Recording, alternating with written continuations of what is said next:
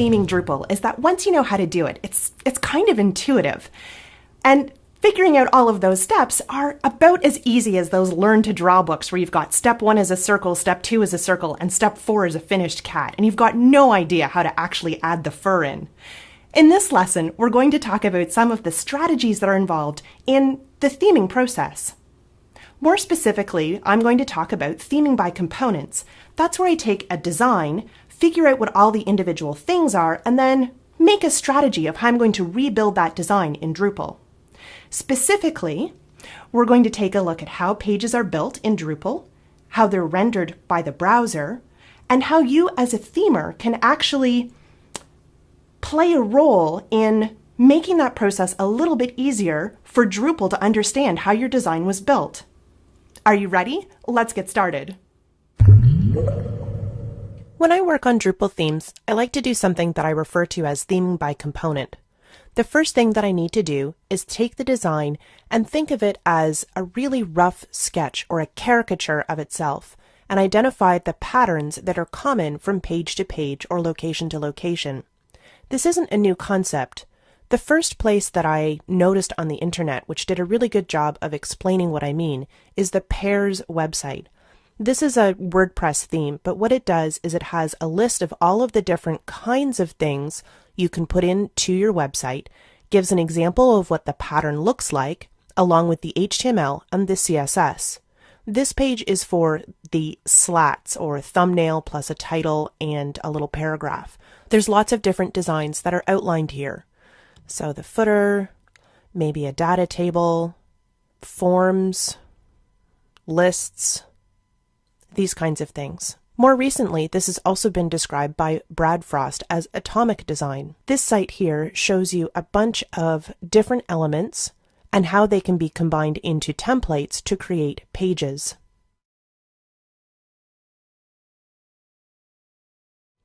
Here you can see the caricature or the wireframe of the website.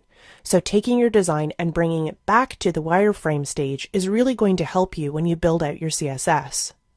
For the CSS, I tend to work mostly from SMACs, which is Scalable and Modular Architecture for CSS. When I say theming by components, what I'm referring to is the module rules that Jonathan Snook describes in his system as modules. The reason why I don't call them modules is because of the obvious naming conflict with Drupal's modules.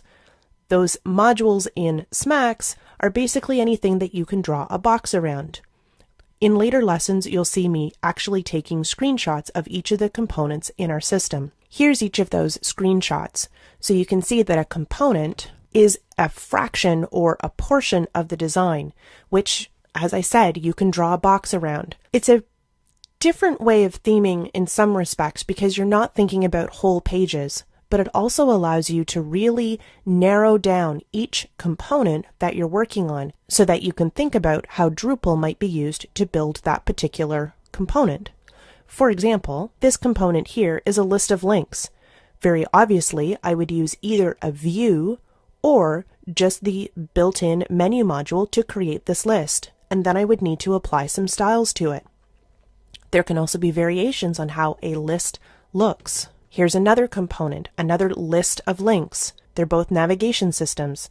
They're ultimately variants on the same concept of a list of links. They're simply styled in different ways. One of the advantages of using this system is the way that template systems interact with the back end of Drupal. We happen to use PHP template, but it's not all that uncommon from other templating systems.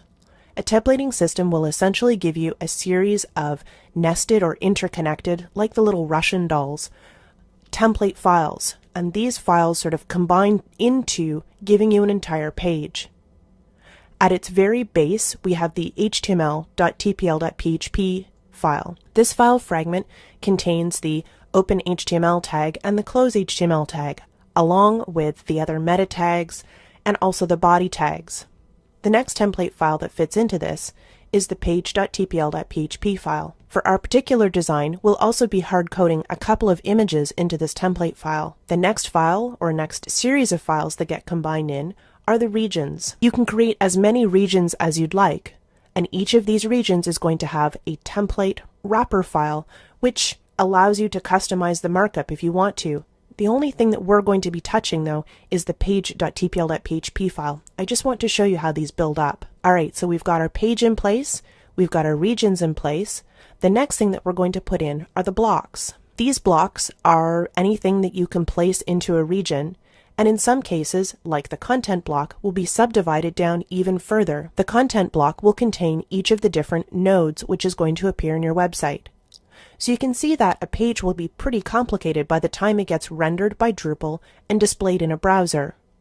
But you can touch each of those files individually as tpl.php files. As I mentioned, we'll be working mostly with page.tpl.php, but if you take a look at some of the other video series on Drupalize Me, you can learn more about how to customize each of these different template files if you want to. So as a quick recap, we'll be working by theming our individual components throughout this video series. One of the first things that we need to do is identify them from within our design. And being able to identify a component will be a lot easier if you've got a library of components in mind. The Pairs website and also Brad Frost's Atomic Design website are a great way to start thinking about what the components might be for your particular site.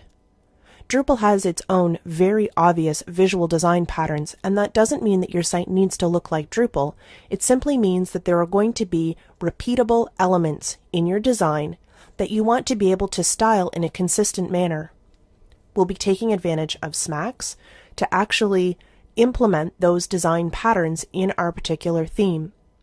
In fact, if I show you a quick peek now at our theme when it's finished, you'll see that in the components folder we have content, copyright, featured, navigation, and news components, each of which have their own Sass file. I hope you'll enjoy this way of theming. I've found it to be pretty much the industry standard right now for front-end development, and also much easier than doing the old style of hunt and peck, where basically you would have to isolate the rendered Drupal page, the rendered elements, get the most possible specific selector, and then bring it back to your CSS file.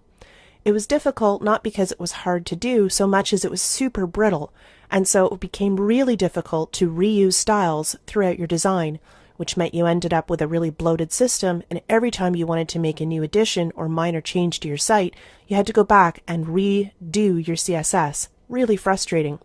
So again, I hope you like this new way of doing things and you find it useful and faster to take your design to theme.